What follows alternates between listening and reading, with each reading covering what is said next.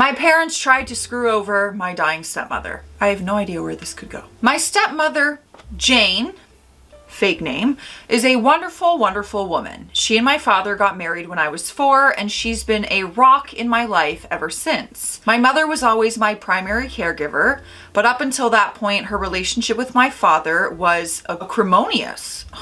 Okay. And I basically never saw him. Jane was the reason they developed a stable co-parenting relationship.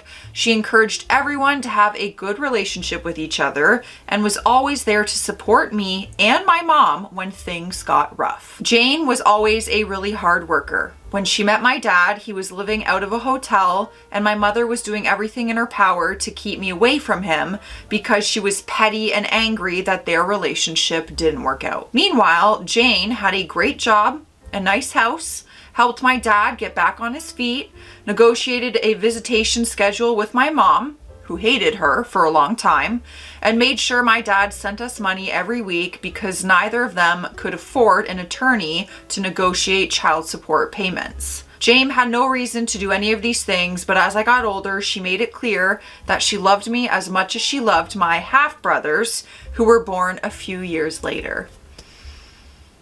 I love that. I even have my own room in her house because at the time we lived with my grandparents / various boyfriends of my mom, and Jane felt that I needed a more stable environment than that. She's like the opposite of the evil stepmother. And that's every kid's dream when they have divorced parents, that the step parents are going to love you like you're their own. When I was 15, Jane won a big lawsuit against an airline company and got awarded upwards of $1 million. She used the money to build sizable trust funds for me and my brothers so that we would be taken care of later in life. Okay, so Jane's a saint. Jane is an angel. Despite having a lot more money, she still wanted to live a fairly modest life. So she paid off the house she has and has been living there ever since with my dad. Sure, she bought a new car and they went on a few nice vacations, but she didn't blow all her money on stupid things, which I respected. About a year ago, things started getting really weird. Whenever I saw Jane, she seemed to look sicker and sicker, but no one would tell me or my brothers why, even though I knew they knew. All we knew is that she was at the hospital a lot. Oh my God, is this like a true crime story? And they like poisoned her so she got sick? That could be so far-fetched. Around the same time, my mom has been coming around my dad a lot more and acting really strange. Basically, like she was trying to romance him. This might not be far-fetched. Whenever Jane was in the hospital, my mom would insist on spending the night at their house and playing mom to my brothers, which was so weird to me because she never liked them or Jane. She'd be the perfect little housewife, and my mom is not like that at all. It was super fake. Worst of all, my dad started falling for it. I'm not stupid. I'm pretty sure they were sleeping together. I tried to shield my brothers from it, but they're not dumb either. I tried talking to my dad, but he insisted it wasn't like that. Then, a few weeks ago, my mom started talking about the places she'd like to visit, how she wanted a new car, and was looking to invest, which is weird because my mom has been a bartender her whole life and has lived paycheck to paycheck since before I was born. She was acting like she was about to get a lot of money, which started making me really suspicious. I can't read this fast enough. Between Jane, I'm just kidding. Between Jane being sick and my mom acting all nouveau riche, I had a lot of questions. I did not need to read it like that. Finally, I decided to visit Jane in the hospital and ask her about my trust fund. I found out that if anything happened to her, that my dad would inherit all of the money, including full control of the trusts for me and my brothers. She asked me why I was so interested in the trust fund, so I told her what's going on with my parents and how my mom has been acting weird with my dad. I didn't want to, but after everything she did for me, she deserved the truth. It really hurt me to break her heart like that, especially once I found out that she was basically in hospice at this point because of irreversible kidney failure. That makes me so sad. She's only got a few more months. We both cried so much. Then, 2 days ago, everything came to a head. I need to take a sip of water because I feel like we're about to get to the tough parts. Grab your beverage, get prepared. Let's get through this together. Cheers. Hope you're having a good day. My mom stormed in furious and started arguing with my dad. Apparently, Jane met with her lawyer and changed the trust so that my dad would get nothing and all of the trust would be controlled by my step aunt. She demanded to know how Jane found out about the relationship, and I came out and told them that I told Jane everything. I told them that if they wanted to play stupid games, they would win stupid prizes, and that I wasn't going to let them screw Jane over after all the help she gave my family when she didn't have to. You're an angel too. You're just a little angel. My mom slapped me. Ew, I'm choosing my words wisely. And my dad just looked so defeated. Then my mom told my dad that she didn't really love him and that she was just pretending so he would marry her and she could get all the money. We already knew that. The worst part about it is that my brothers witnessed the whole thing, and now on top of their mom dying, they had to deal with a cheating dad and his vindictive ex. Our whole family is in ruins, and I feel like it's my fault even though I know it's not. No. These are the consequences to their actions, not yours. Yesterday, I visited Jane again and told her about the fallout. She apologized and said that she had to dissolve my trust fund to make sure my mother didn't get a hold of the money, but that as her oldest, I will inherit the house/property after she is gone, and that's worth more than the other 2 trust funds combined. My father won't get anything because she's going to divorce him before she dies, and honestly, I'm happy for her. She made me promise to take care of my brothers and told me that once I turn 18 this summer. You're 17? Oh my God. Oh wow, you are just so... Your maturity level. I really thought you were in your 20s. Once I turn 18 this summer, I can kick my dad out of the house if I want to, and I fully plan to do that, by the way. Wow. I'm just so impressed. I haven't talked to my dad since, and I can't even look at my mom. I can't believe they would conspire to do this to Jane after all of this time. Just proof that they deserve each other, and I'm embarrassed that they're my parents. Once I turn 18, I'm going to cut my dad out as much as I can and cut my mom out completely. I hope she rots. Meanwhile, I'm going to try and be at the hospital as much as I can until Jane passes away. Anyways, I feel like I needed to vent. I'm really messed up about the whole thing and I feel super betrayed, although I can't even begin to imagine how Jane feels. I'm going to be so effed up when she passes. I can't even think about that right now, but at least she's not surrounded by people who just want to bring her down. Thanks for reading. Edit. Some people are asking a lot of the same stuff, so I'll just clarify here. My brothers. My plan is to use some of the estate money to fight for guardianship for my twin brothers so that they can live in the house while I kick my dad out. If I can't get guardianship, then I will have to let my dad stay in the house. However, once I turn 18, I will technically be an adult, so even if my dad leaves, I'm still legally able to be responsible for them. The only thing I won't be able to do is stop him from taking them if he leaves. But they will be 18 in 6 years, so even if they do have to leave, they will always be able to come back whenever they want. In a perfect world, my dad would just leave and let my brothers stay with me, which I'm sure my bio mom would be very supportive of because right now she hates all of us, and I doubt that will change anytime soon. Oh my God, but this is so much for you. You're just a baby. Oh man, to go through all this and then maybe the possibility of taking on your twin brothers and you're just living in this house by yourself at 18. Mom, what are we gonna do? I don't even know what sound just came out of my mouth. The trust. From what I understand, my brothers will inherit 1/3 each of the estate, and the remaining 1/3 will be used to keep the house running until they turn 18. After that, it will be up to me if I want to keep the house or sell it. At that point, my brothers will still have money left in the trust so they can branch out or do whatever they want.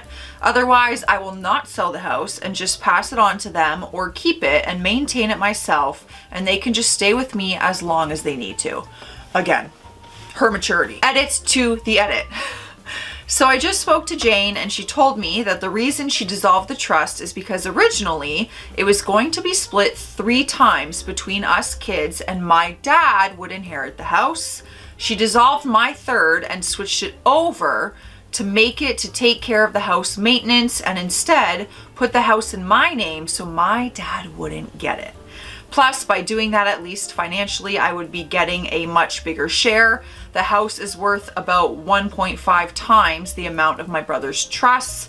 I just wouldn't be able to do anything with it until my brothers are 18, which I'm totally cool with. Sorry if I don't have a better answer, but I'm just trying to translate what she told me. Girl, you are handling this way better than a lot of people would. My parents. The big fight happened on Sunday, and I haven't spoken to either of my parents since. I think they're both at my mom's place right now, but that's fine with us because we're all still mad at them, so they can stay gone for all we care. I know technically that's not legal to just leave us alone, but I've been taking care of my brothers for over a year.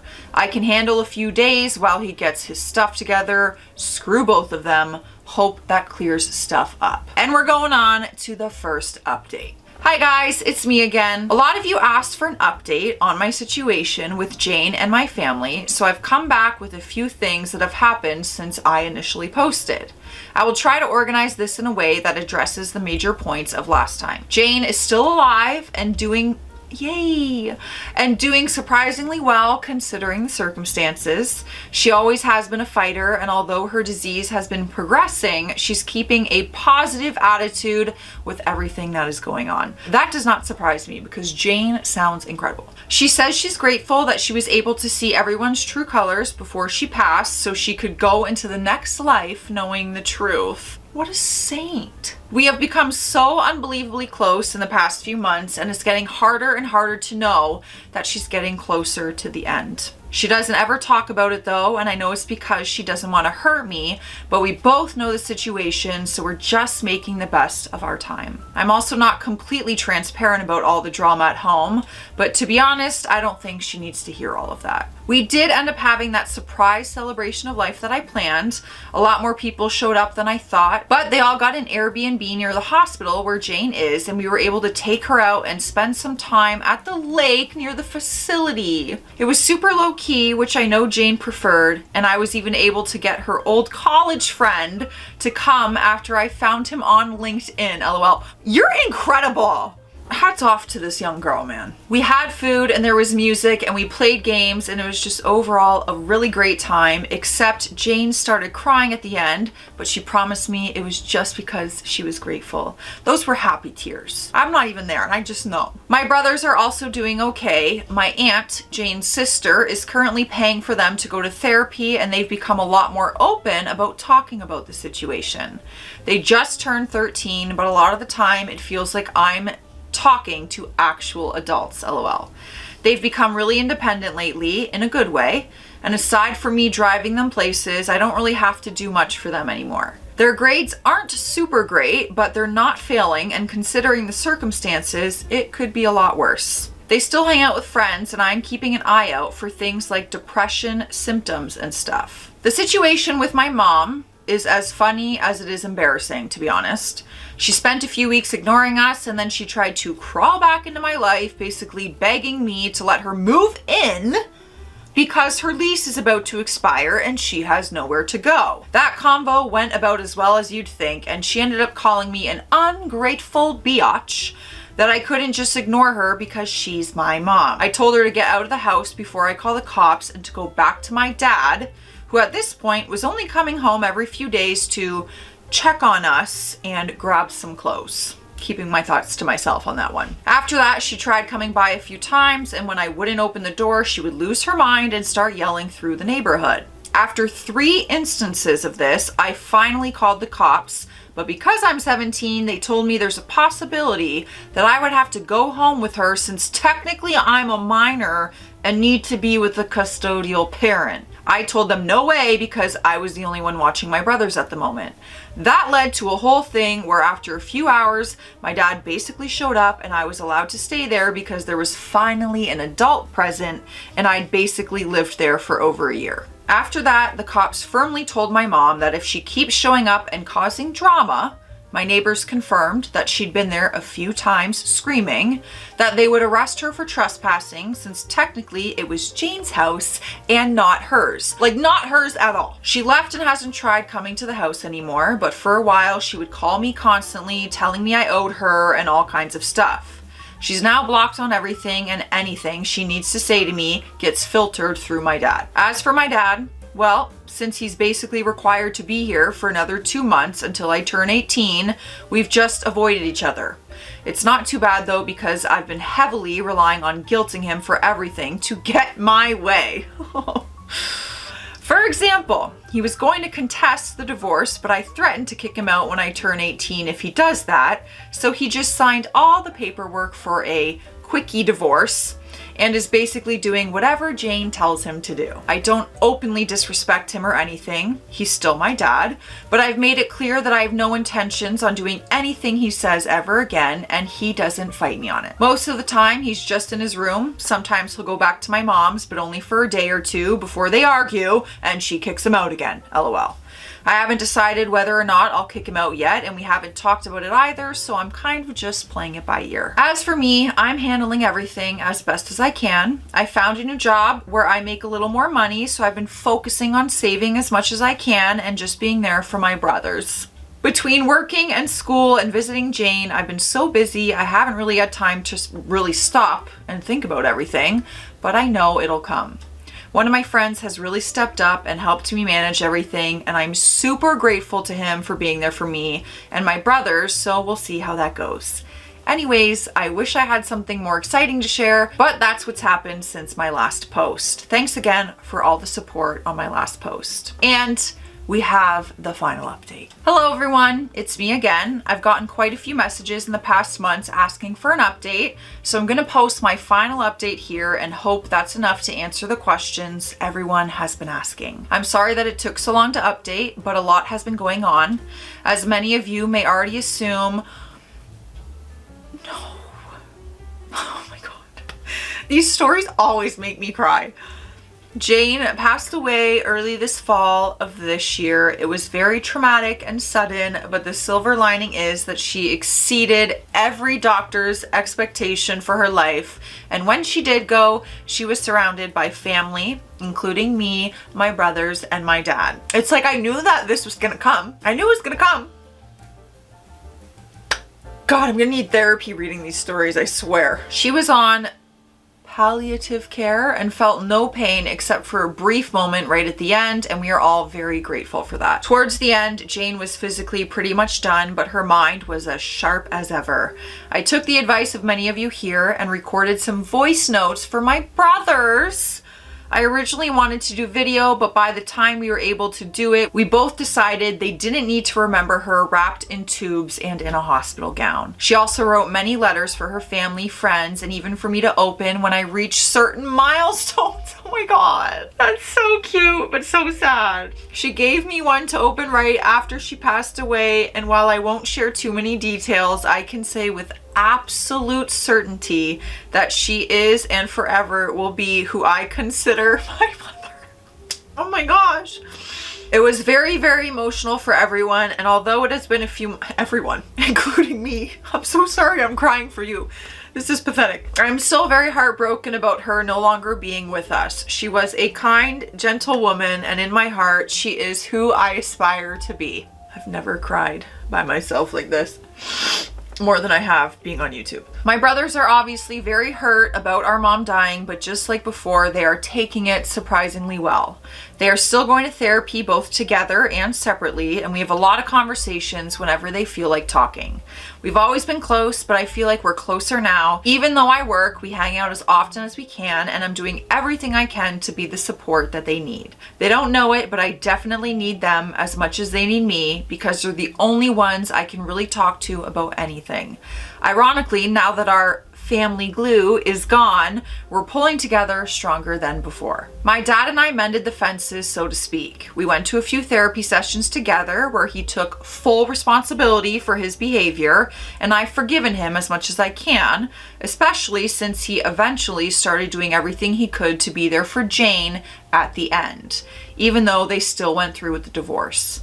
He's still living with us and things are a little tense, but they are much better than before. He's my dad and I love him, but he was also broken by Jane's condition and he wasn't able to cope in a healthy manner. Her dying really brought some light into his eyes, so to speak, and now he's really stepping up to be the man he was supposed to be.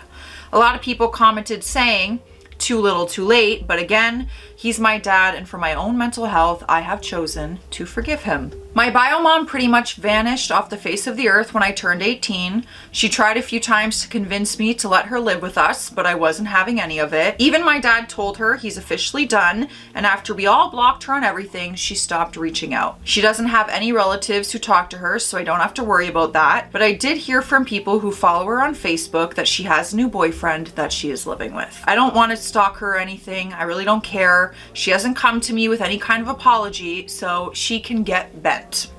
It's a little hard for me to think that she'd just walk away the second I turned legal just because she didn't get any of Jane's money, but oh well, true colors and all that. Guess 18 years was too long to pretend to care. I'm just so angry with her. I don't want anything to do with her anymore. Maybe that will change one day, but I'm not holding my breath. As for me, I'm doing pretty okay. I decided to take a year before I start college to handle all of this BS, and I'm still at the same job, so I'm saving up money whenever I can. My friends have all been great supporters, and I'm so grateful for everyone, especially you Reddit folks who have been checking in on me and making sure I'm okay. I'm taking things one day at a time, and that's been working great to keep me focused. My goal is to go to college next year and study journalism, but I'm playing it by ear. I can always go back to school, but right now my family needs me, and if that takes longer than a year, so be it. Thank you, everyone. This will be my last update, and I very much appreciate all the love and support you've shown our family.